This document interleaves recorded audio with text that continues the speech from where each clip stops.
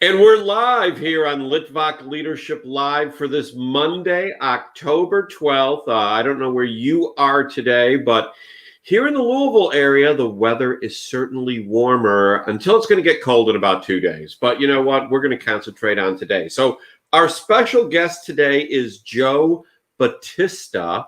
I keep wanting to say it another way, but it is Battista, just like I'm Litvak, not Litvak. Yeah. So, pronunciation is important. Joe, how are you today? Doing great, Sean. Thanks for having me on today. Looking forward to a fun conversation and hopefully help some people out. Absolutely. So I got to tell you one thing. First of all, when Rich Falar suggested that I invite you onto the show, and we had a little chit chat to make sure that, there was a good thing, and we both thought that it would be fun. You look incredibly familiar to me, and I'm just trying to think, do you have kind of a everyman face that I've seen before, or, I'm trying to think how I would actually know you. You haven't been involved in the real estate, looking at your resume, I don't see real estate or janitorial or anything like that. No, just a hockey guy for the most part. That's been most of my life, has been in either amateur, college, or professional hockey. And you must watch a lot of comedy shows because I think I have that look. I'm just maybe you do. Funny looking guy. That might be it. All right, so let's start with hockey, because I've got your resume here, and I got to tell you, you are like hockey, and more hockey, and then motivation and encouragement. So tell us about your time at Penn State, because you were the head ice hockey coach for almost 19 years. Tell us about that. Well, I was lucky enough to play at Penn State as an undergrad, and we were a club program. It wasn't varsity hockey in those days, and but we always referred to us as the best varsity team that wasn't, because we played in a 1,000-seat arena, Greenberg Sports Complex, which was actually attached to the football offices and football practice facilities. So we got to see all the big shots, every now and then. But we used to play in front of 1,400 people regularly. We had our own TV show. Our games were on 2 different radio stations at one time.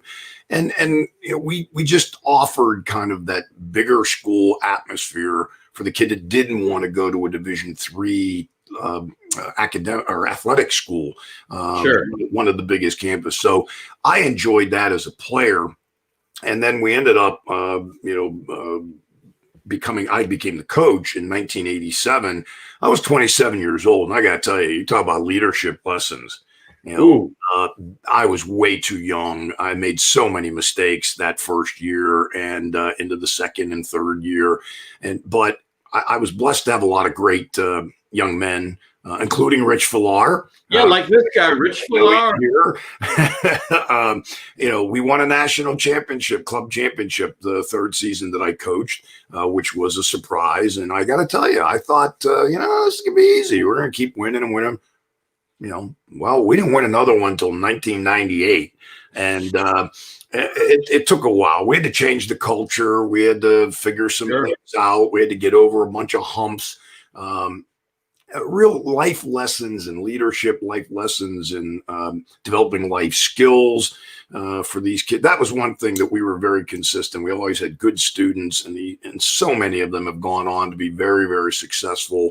That's the thing I'm really the happiest about, that so many of them did. But in 1998, from 1997 until 2007, we played in 10 straight national championship games. Now, we didn't win them. Oh my gosh. We won 5 of them. My kids like to remind me that we lost as many as we won. It was, I think it had a lot to do with culture. It had to do with the people that I surround. I'm not the best hockey coach, wasn't the best recruiter, wasn't the best tactician, but if I give myself any credit, it was that I was able to surround myself with great people. So talk a little bit about that, the great people that you've surrounded yourself with, because I am a firm believer in a circle of influence. that, or that you are the sum total of the 5 people that you spend the most time with. I mean, there's lots of ways to say it, but you are your friends multiplied out. Tell us a little bit about that and how that worked for you in hockey. Well, I talk a lot about that in the book that I wrote, The Power of Pragmatic Passion, the importance of the people that you surround yourself, even when you were young. Some of the people that, my best friends from high school are still some of my best friends to this day. And I was lucky because I grew up in a sports crazy town, Penn Hill, right outside of Pittsburgh. My friends were not only into sports, but they were also good students. We also like to have our share of fun. Kind of glad cell phones didn't exist back in those days, but it was mischievous. We did some great things together, and we won. We developed kind of this champion's mindset, and that sticks with you. But I talk a lot about all of us need to have mentors. All of us need to have coaches. Why is it? You think about this, Sean, right?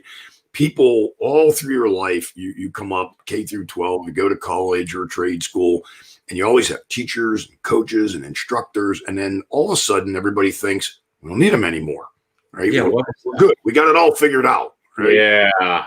And that's just not true. And when you think about some of the people that have business coaches and executive coaches and things of that nature, it's a pretty impressive list. But Bob Johnson, who was Badger Bob, head coach at Wisconsin, won a bunch of NCAA hockey championships, coached the U.S. Olympic team, and coached the Pittsburgh Penguins to their first ever Stanley Cup. He became a friend. And I heard him speak in 1985 in Colorado Springs at the first ever USA Hockey Masters coaching symposium. And I never forgot what he said. Surround yourself with great people who will challenge you to be more than you thought you could be. And I've always tried to do that. I don't want to be the smartest person in the room. I want to be surrounded by people who will inspire me to be my best, hold me accountable, help teach those life lessons. The people that you can count on. There's a lot of people that we're acquaintances with. Yes. Those real colleagues and real friends are going to be there for you at the moments of truth. I talk about the margin of excellence. At the margin, are you going to be confident enough, prepared, and have the courage to make those tough decisions when they need to be made? And if you've got yourself surrounded by a good group of people that are going to support you through thick and thin, it's a lot easier to do that. And I'm a big believer that leadership, if I could boil it down to one word, and all the stuff I've read and YouTubes I've watched, speakers like yourself that I've listened to me, it always comes back to courage. So speaking of courage, tell me about this picture. Let me see if I can get this up here. There we go. Tell me about this. Yeah, there's a great story behind this. That's Duncan Keith from the Chicago Blackhawks in 2010, and I was a guest of Ben Boma from NBC Sports, and I had a all access pass, but I wasn't supposed to be going on the ice when the Stanley Cup ended. But I happened to be standing at the Zamboni entrance. And the next thing I know, I'm standing next to Gary Bettman, the commissioner of the NHL, and the guys with the Stanley Cup, and then all the family and the owners and all the executives. I had no place to go. So when they opened the door and said, okay, everybody can come out after they went through the award ceremony and everything, I was, what the heck? I'm right here. I went out, had my picture taken with some of the players with the Stanley Cup. And it was one of those moments where you just sit back and say, you know what? I got to take a shot. I'm going to take it. So it was a lot of fun. And that's awesome. It really was. It was an incredible game. I don't think most people even realized that Patrick Kane had scored the goal, because if you remember, there was a little bit of a delayed reaction. Oh, yeah. And it was in Philadelphia, so it was, maybe not as, crazy as it would have been if it would have been in Chicago, but it was still special. It's certainly a time that I'm never going to forget. And, I think I sent you another picture of my Hockey Hall of Fame room that I have down in my basement.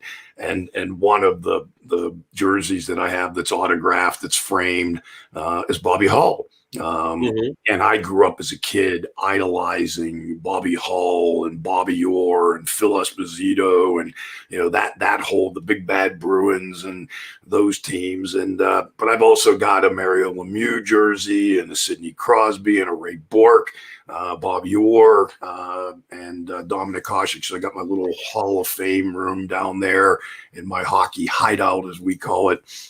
Hockey's been very good to me, Sean. It's given me the opportunity to travel all over the country, all over the world, and I'm blessed, And like you said, to me, the most important thing is the people, the coaches that I worked with, the coaches that I learned a lot from, and most importantly, the players. And it's amazing how many of them I still stay in touch with. And get a chance to follow on Facebook or LinkedIn, and again, this one player is kind of throwing a little shade on you here. So Richie, old 22, as we called him, and he was a big power forward. He was a big strong guy, and did most of his damage either in front of the net, especially on a power play, or he was in the penalty box because he played a very physical game. But no, Rich has been a friend for a long, long time, and that's how we got connected. And hey, that networking matters, right? Networking is all about it. So you went from Penn State. I want to get this right, and then you were. Did you go straight into consulting and speaking and coaching, or was there another step?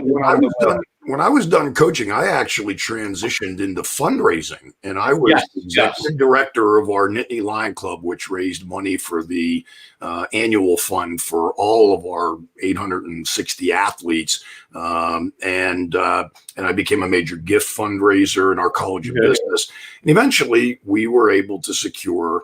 I was part of a group of people that worked on a project for 5 years, and we were able to secure a $102 million gift from Terry and Kim Pegula, the current owner of the Buffalo Sabres and the Buffalo Bills, to build Pegula Ice Arena and to take our hockey program, which had been a club program, and elevate it to varsity status. And I became associate athletic director, and we put together a great team that built a fantastic world-class facility that won 5 different awards, and it sells out every game. And hockey in Hockey Valley is alive and well. And then I went to work for the Pegulas up in Buffalo, and became a vice president of hockey and business administration for the Sabres. And you know what? Sometimes, Sean, when you get to what everybody thinks is your dream job, sometimes you find out it's just not a good fit. Yeah. And, I think that I went there with a certain set of expectations. Things change, as they always do in professional sports. It is behind the scenes. It's a lot different than the average person thinks. Yeah. I don't regret any of my time that I spent there.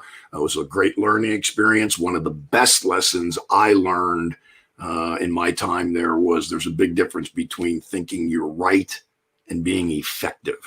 Because if you can't get your ideas across to people in an effective way, it doesn't matter, 5 years later, you can look back and say, hey, told you so kind of thing. It doesn't matter because you didn't get it done at the margin. When at that moment of truth, you didn't get it done. And that was me. I sometimes think, people say, well, maybe you were in over your head. And I said, no, I don't think I was in over my head, but I might have been out of my league. I didn't understand the culture of the NHL as well as I needed to. And that if I had to do it all over again, I think I would have done some things a little differently. And then, so that, when my contract was up, I decided, I've always wanted to be a professional speaker. I always wanted to write a book. And I like to help people. My mantra is someone has to care. Right. And I'm a big believer that we should be doing personal finance in at least middle school and high school in every state in the union. It's not required. Only 20 states in the country require personal finance to be taught. And we wonder why we're in the shape we're in, where 78% of Americans live paycheck to paycheck, and you got 56% of people have less than $10,000 saved for retirement. Mm-hmm. I can go on and on about that, but I also I believe I came up with pragmatic passion. Yeah, why pragmatic? Because anybody knows me, I'm all about passion. I am a very passionate. I'm Italian. I speak with my hands. The whole bit. I'm an excitable, extroverted. Okay, it took me a while to learn this, but you start to realize passion alone is not enough. And wouldn't it be nice if it was?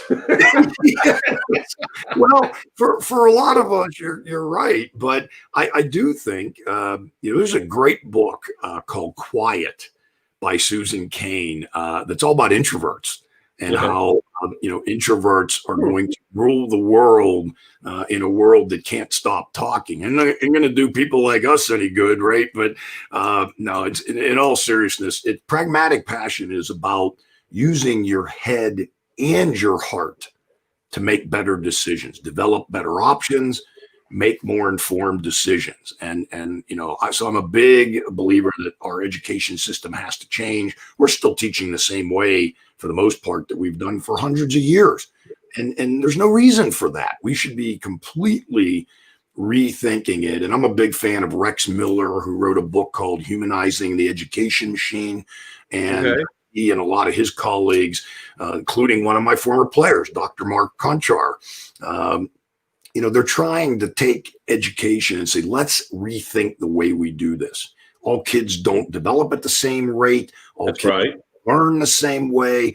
Kids, and we have now, because of technology, if we embrace it, maybe we can change the paradigm here so that we're being more effective in developing the skills and competencies that people need to be successful. One of the sections of my book, Sean, talks about, college isn't for everyone, at least not at 18, because a lot of people just do it by default, right? At 18, they don't know what their interests are. They don't know what they want to be. They go to college. So they ring up all this college debt because they went to any school, anywhere, at any time, for any amount of money in any major. And a lot of them don't realize they're never going to get a return on that investment. So many of them would have been better off taking some community college classes, maybe taking some online classes, those sorts of things, and get a taste of it. Instead, we've prioritized the college experience over a college education. And it's like going away to summer camp for 4 or 5 years, right? No, that's not what this is supposed to be. It is really about developing life skills. To be the pursuit of knowledge and wisdom, and the application therein. Yeah, and I just think that we're at a kind of a crossroads right now where we have the opportunity to change this for the better. And it's going to take real leadership. It's going to take people that are willing to, stretch and push the envelope and say, hey, we can be better at this. And, right now I just see too many kids. There was an article in Consumer Magazine a couple years ago now, with a young lady from Seattle that said going to college kind of ruined my life because she's $150,000 in debt and she's a barista at Starbucks. Because again, no one's telling her, do you understand that the major that you chose, it's really hard to break into that field. There aren't a lot of jobs. You're not going to get paid a lot of money. Would you need to spend $150,000? Didn't you realize what you're getting yourself into? And, see, and when some people pick some of these majors that, I'm not going to give any examples, but let's say they are just very non-business focused majors, unless they're going to either do research in that, how do they expect to make money? Isn't there some accountability that the student needs to hold them, that they need to, face up to? That, if you're going to, take, wood sculpture, well, you're either committed to being an artist and you're going to pursue that as your dream, but don't go rack up $150,000 worth of debt in being a wood sculptor and getting a bachelor's of that, right? Amen. And nobody likes to talk, but you hate to say, well, this major, that major. Look, the bottom line is you can make money doing a lot of different things. Anything. I think people need to know, though, they need to do a better job. And parents, they got to be better involved in this as well. It's show them, like, okay, do you understand if you want to be a park forest ranger, okay, because you like the outdoors, you like animals, or you like hunting and fishing, that sort of thing. Okay, that's great. And if you're willing to accept that you're not going to make a lot of money, right? You're going to be working weeknights. You're going to be working weekends. You're going to be called out on emergency. At least go into these things knowing what you're getting yourself into. Because right now, there's 44 million people that owe $1.6 trillion in student loan debt. Okay, we're clearly doing something wrong. And then you look at Deloitte and some of the other major consulting firms, and they come back with these reports that 80% of people are disengaged in their jobs, right? 73% have no passion for their jobs. Sure. So what happens is people say, well, see, you ought to just do what you love. You ought to just find your passion and go for it. And that's where I learned kind of the hard way. Passion alone is not enough, because you know what, Sean, you can do something you really love. If you're good at music and you want to be a musician, right? And that's what you're going to do. And you're going to spend your time. Okay. You love it. You think you're pretty good at it. But guess what? Are you spending time developing it? And if no one's willing to pay you, that's called a hobby. Right.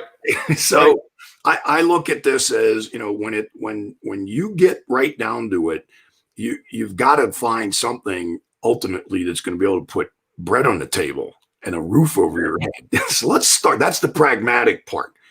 Now, what I try to help coach people into is realizing with all these variables that are out there, we're going to help you navigate the journey to find that right fit. If we can find a vocation and an avocation, what you're passionate about and be able to make money, okay, that's the ideal. But it doesn't end up working out that way for everybody, and that's okay.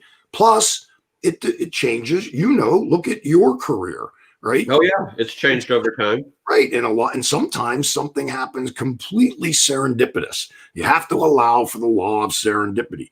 You also have to be concerned about the fact that you could be doing great at your job, and all of a sudden, your company that you work for gets bought out by somebody. They eliminate your division, or they merge, and your job's gone. So that's why. Been there, done that. Have the old shirts with the old logos. Absolutely. Well, and that's why it's all about developing skills, and knowledge, and competencies, and confidence. And you get that confidence by going out trying things. You fail. It's okay. Temporary setback. You go back in, you try some other things. You don't have to know exactly what you want to be when you're 22, 23, or 30.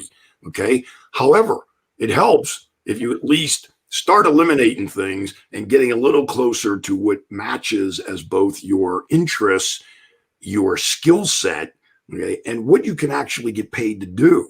Right. That to me is the most important part of this, is that sometimes your job is a means to an end, especially in those celebrity types of vocations, acting, theater, music, professional athletes. Okay. Yeah. I thought I was going to play in NHL. You couldn't tell me any different when I was 17. Right. I was very naive. Okay. Right. You can't, you can be a good accountant or a good engineer or a good salesperson and make a good living, right? You can't be a good artist or a good musician or a good football, hockey player, field hockey player and make a living at it. You got to be world class. Right. Okay? And so the odds are against you. I hate to burst some people's bubble, but that's the reality of it. So you better have these other skills to fall back on. So, and I Well, don't. and I think it's even when you're in your career working at a company.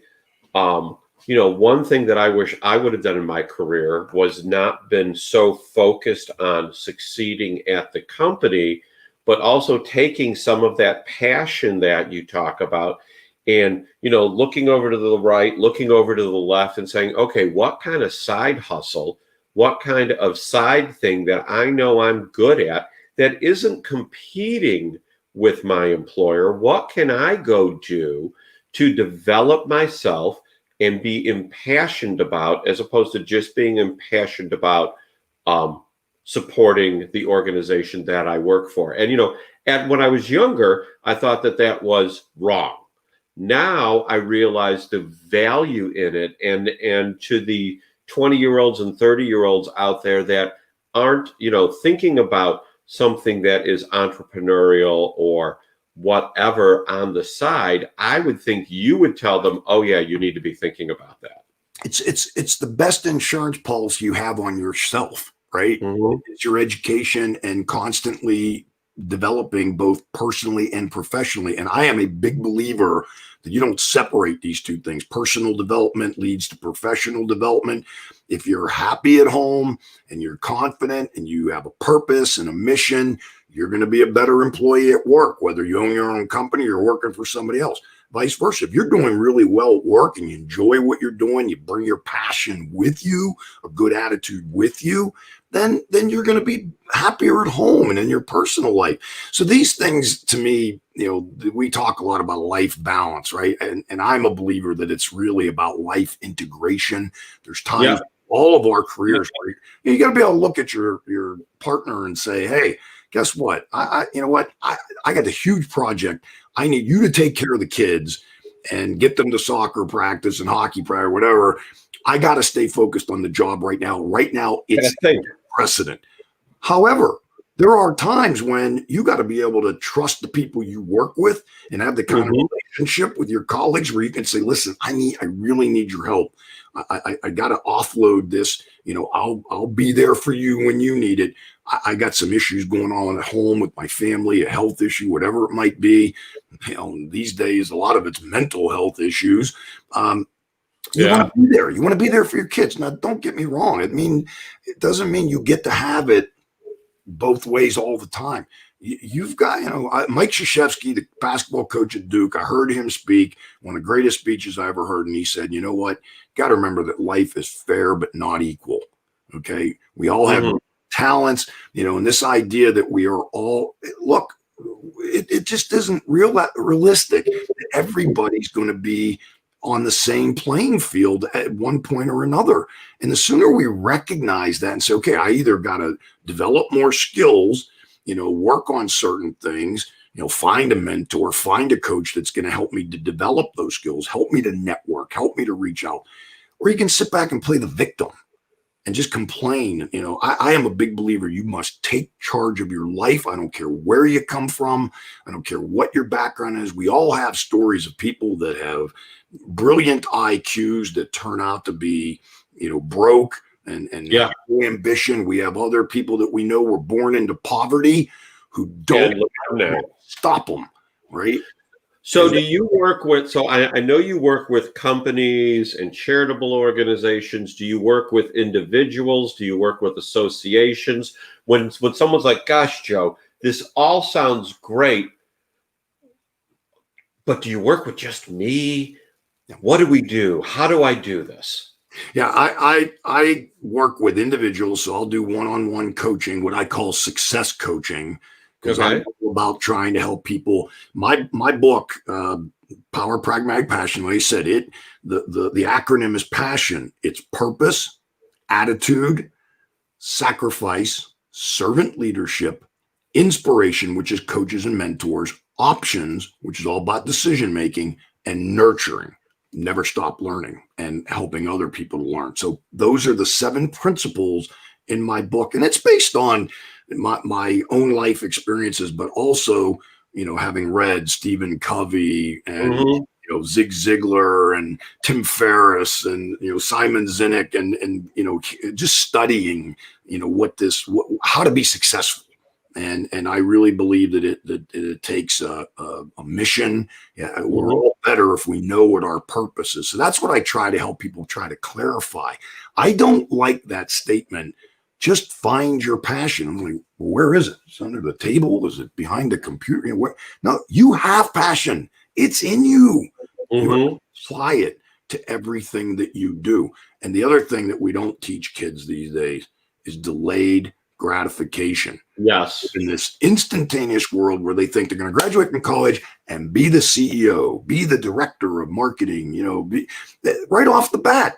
They get the big title and the big money and the, big condo, big house, big whatever. Or they're going to be the next Mark Zuckerberg or somebody, Bill Gates, whatever, that doesn't happen very often. I'm not trying, again, my right across the top of my book says it right here. I don't know if you can see that.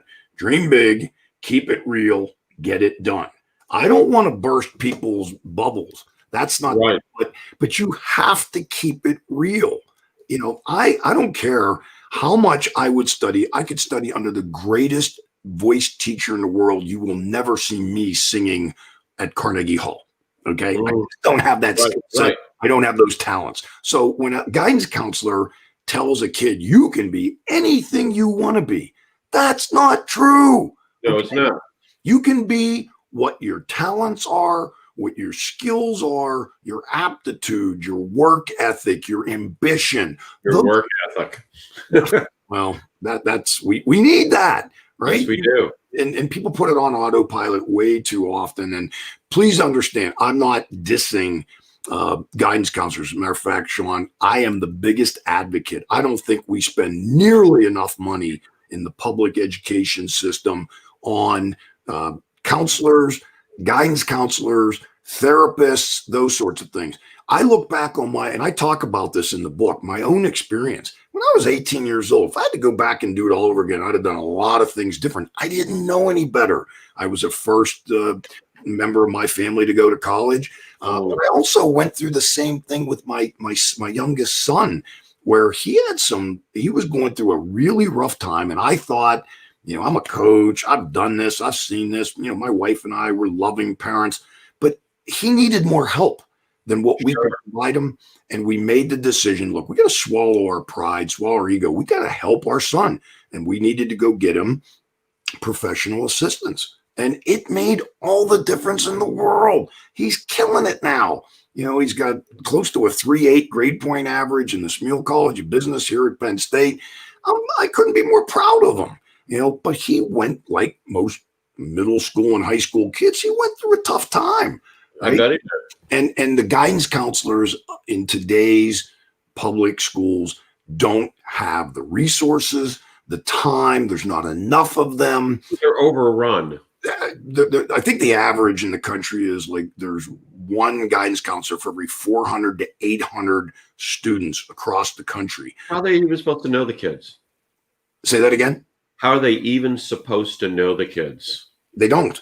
And you know what they're doing? They're simply, right now, because of the way the system is set up, all they're doing is making sure that the kids are getting the checklist, right? Okay, right. They get standardized. I heard a great comment. Somebody once said, it's not about leaving no child left behind. It's leaving no child untested. Okay, we're all about these standardized tests. Standardized test. Yeah, we need the kids to be able to be critical thinkers. We need them to be problem solvers. We need to get them out there. Education should be fun. It should be challenging. It's exploratory. It shouldn't be rote. It shouldn't be somebody standing up in front of a classroom just spewing out stuff in a book. It should be participatory, right? That's what we should be doing. Well, that's going to take big paradigm shift in the way we do things. And, I'm making it my mission that at some point I'm going to convince people that we should be teaching. It should be mandatory to have personal finance in high school. They're starting to do it. Like I said, 20 states have done it. Canada. I know in Ontario, it's now you got to take 2 or 3 finance classes. Okay. And I'm talking, consumer math, life skills. That's not what stocks to pick necessarily, although that's certainly a part of it. Right. Right. So that's a personal mission of mine, is that I think we need to do a better job, because I just see the statistics, Sean. It's scary to me how many people mismanage their money and why. Nobody teaches us.